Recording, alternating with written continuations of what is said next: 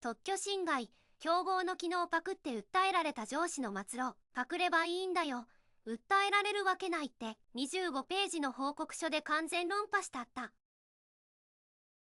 俺は32歳のシニアエンジニアで従業員300人規模の SaaS 企業で働いている。弁理士専門試験の勉強もしていて、担当式はすでに合格済みだ。技術だけじゃなく法律的な知識も身につけておきたかったんだ。弁理士と開式高いな。エンジニアで弁理士資格持ってたら競争。うちの会社は業務効率化の SaaS を開発していて、まあまあ順調だった。俺は主要機能の開発を担当していた。ただ問題はプロダクトマネージャーの課長だった。45歳の課長は技術的な知識がほとんどなかった。でも自分の判断が絶対だと思い込んでいる典型的な無能上司だった。いるいる。技術わからないくせに口出しする上司最悪。そんなある日、定例の企画会議があった。みんな聞いてくれ。競合の A 社が最近リリースした機能見たか。あれめちゃくちゃ評判いいんだよ。あのワークフロー自動化機能ですね。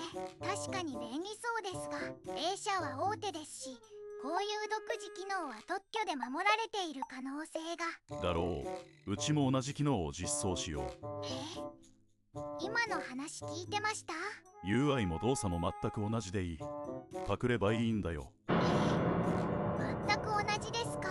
それは特許侵害の可能性があるので、まず調査が必要だと思います。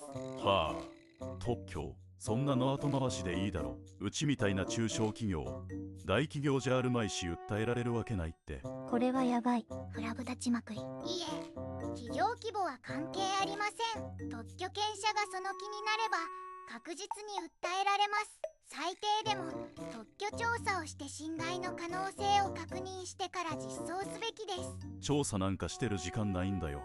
来月中にリリースしないと顧客が競合に流れちゃうだろ。とにかくまず作れ。問題が起きたらその時考える。ですが課長、エンジニアは黙って言われた通りに作ればいいんだよ。経営判断は俺たち PM がするんだから。最悪の判断だな。エンジニアの意見を無視とか後で考えるって頭悪すぎ。これは危険すぎる。俺はしぶしぶながら実装を開始した。でもこのまま放置するわけにはいかない。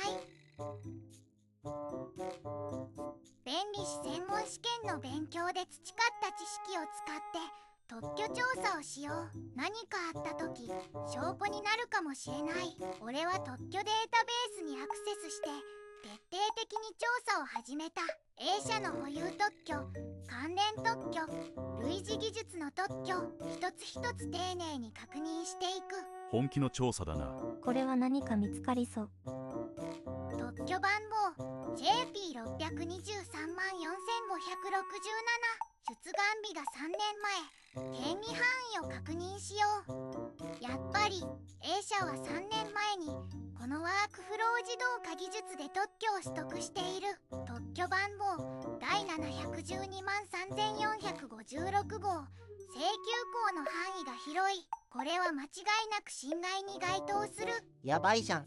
完全にアウトや。俺はさらに詳しく調査を続けた。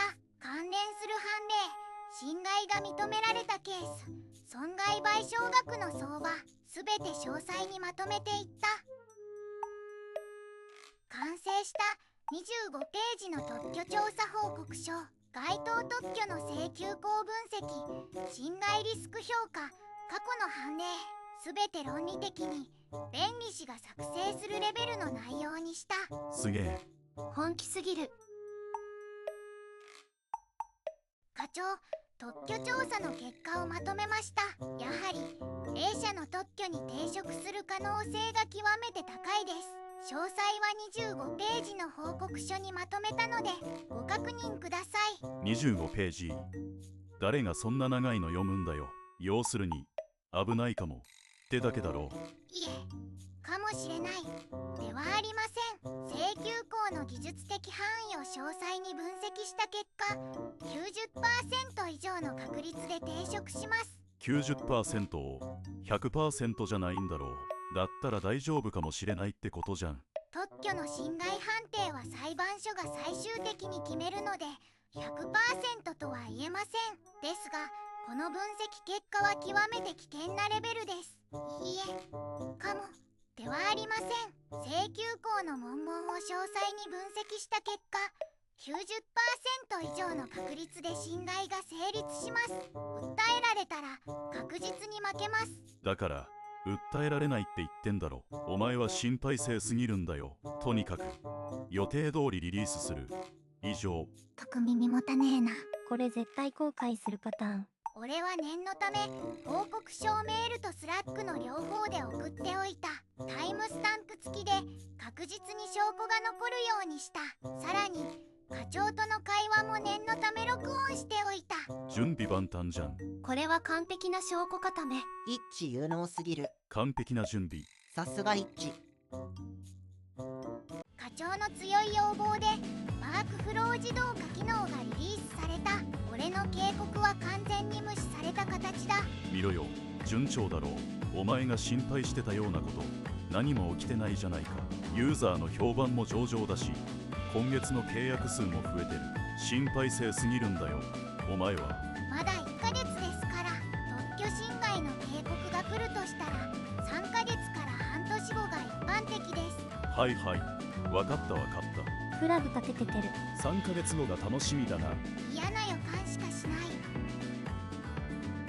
リリースから3ヶ月が経過した。新機能は順調に使われていて、顧客からの評判も悪くない。でも俺の不安は消えなかった。そんなある日の午後、おい、大変だ。A 社から内容証明が届いた。やはり来ましたか。予想通り。当社保有の特許第712万3456号の侵害行為についてだと。警告書だ。機能の即時停止と損害賠償を求めるって。内容を見せてください。やはり俺が調査した特許番号と一致しますね。ええ、調査した。はい、3ヶ月前に25ページの報告書でお伝えしましたよね。どうしよう。これ本当にまずいぞ。訴訟になったらどれだけの金額になるんだ。その特許番号、俺が3ヶ月前の報告書で指摘したものですね。何言ってんだ。こんな話聞いてないぞ。25ページの特許調査報告書お送りしましたよね。メールとスラックで3ヶ月前の4月15日です。あ、そんな長いの読んでるいとまなかっただろ。言い訳がひどい。読まなかったのお前の責任だろ。では読まれなかったということですか。ちなみにメールは開封済み、スラックも既読になっていますが。それはクリックしただけで。第一、お前が実装したんだからお前の責任だろ。責任転嫁だ。最低すぎる。いいえ、俺は課長の指示に従って実装しただけです。事前に特許侵害のリスクを警告し、詳細な調査報告書も提出しました。それを無視してリリースを強行したのは課長です。証拠はあるのか。もちろんです。メール、スラック、会議の録音、すべて揃っています。録音完璧すぎる。証拠ガチガチじゃん。4月13日の企画会議での課長の発言、隠ればいいんだよ、後回しでいい、訴えられるわけない、すべて録音してあります。課長、これは本当か？それはその場の雰囲気で。その場の雰囲気で済まされる問題ではありません。明確な意思決定として会社に重大な損害をもたらしました。この騒ぎですぐに法務部と社長に報告が上がった。緊急で経営会議が開かれた。では事実関係を確認させていただきます。課長、あなたはこの特許侵害のリスクについて事前に報告を受けていましたか？いえ、そのような報告は。本当にそう言い切れますか？はい、そんな重要な報告を受けていたら覚えているはずです。本当だろうな。もちろんです。私は嘘をついていません。失礼します。こちらが4月15日に送信した特許調査報告書です。メールの送信履歴、開封確認。スラックの既読マークもすべて記録されています。これは25ページにわたる詳細な分析報告書ですね。該当特許の請求項との対比、侵害成立の可能性分析、過去の判例。これは専門家が作成したレベルの内容です。さすが一致。弁理士試験の勉強が生きてるな。そう、そんなに詳しく書かれても忙しくて読めるわけが。ではこちらもご覧ください。4月13日の企画会議の録音です。 UI も動作も全く同じでいい。パクればいいんだよ。そんなの後回しでいいだろ。うちみたいな中小企業訴えられるわけないって。証拠音声来た。完全にアウト。逃げ場ないやん。課長、これはどういうことですか？そう、それは言葉のあやで言い訳にがしすぎ。完全に積んでるやん。言い訳は結構です。エンジニアが詳細な警告を出していたにもかかわらず、それを無視した。これは明確な管理職の責任です。社長の厳しい言葉に課長は何も言い返せなかった。ところで、この報告書を作成したエンジニアは、私です。これほど専門的な内容、特許の知識をお持ちなのですか？はい、弁理士試験の勉強をしておりまして、担当式試験は合格済みで、現在は論文式の勉強中です。なるほど。だからこれほどの内容。やべえ、めっちゃ有能じゃん。無能課長とは大違い。この報告書は、外部の特許弁護士にも確認を取らせていただきました。先生の評価は、極めて正確で専門的、プロの分析と遜色ない、とのことでした。つまり、この警告を無視したことは、重大な過失に該当します。重大な過失来た。完全に罪やん。法務部長、和解交渉の見通しは？相手の特許弁護士と交渉しましたが、厳しい状況です。和解金5000万円、機能の即時停止、これが最低条件だそうです。5000万だと？そう、そんなに。訴訟になれば、弁護士費用や損害賠償でさらに膨らむ可能性があります。相手側は訴訟も辞さない構えです。和解するしかないか。5000万。仕方ない。受け入れよう。裁判になれば、さらに時間も費用もかかる。5000万円ってやばすぎる。課長の判断ミスで5000万。和解が成立し、機能は即座に停止された。会社は5000万円を支払うことになった。そして課長の処分が下された。 PM 課長、あなたは降格処分とします。一般社員に降格、ボーナスは全額カット、さらに和解金5000万円のうち500万円はあなたの給与から分割で天引きします。500万、そんな。当然の処分だ。エンジニアの警告を無視し、会社に莫大な損害を与えた。申し訳ございません。500万円、そんな。管理職として重大な過失を犯したのです。当然の責任です。ざまあ。500万円個人負担とか。そしてリッチ、はい、あなたの専門知識と的確な警告には心から感謝します。この事態を機に新しく技術法務部門を立ち上げます。あなたにその立ち上げメンバーとして参加してもらいたい。それはありがとうございます。練習も150万円アップします。弁理士資格の取得も全面的にサポートします。感謝します。精一杯頑張ります。素晴らしい報告書でした。今後ともよろしくお願いします。こちらこそよろしくお願いします。弁理士資格取得の費用も会社が全額負担します。すげ年収150万アップ。これは口踏み。こうして俺は技術法務部門の立ち上げに携わることになった。特許調査の体制を整え、知的財産の保護を強化する役割だ。年収も上がり、弁理士資格の勉強も会社のサポートを受けられるようになった。元課長は合格後、社内での立場を完全に失っていた。誰もが彼を5000万円の男と呼ぶようになった。5000万円の男。不名誉なあだ名ついちゃった。あの人、特許侵害で5000万円の損害出したんだって。しかもエンジニアが警告してたのに無視したらしいよ。最悪じゃん。関わりたくない。あれ以来誰も彼と一緒に仕事したがらないよね。そりゃそうだよ。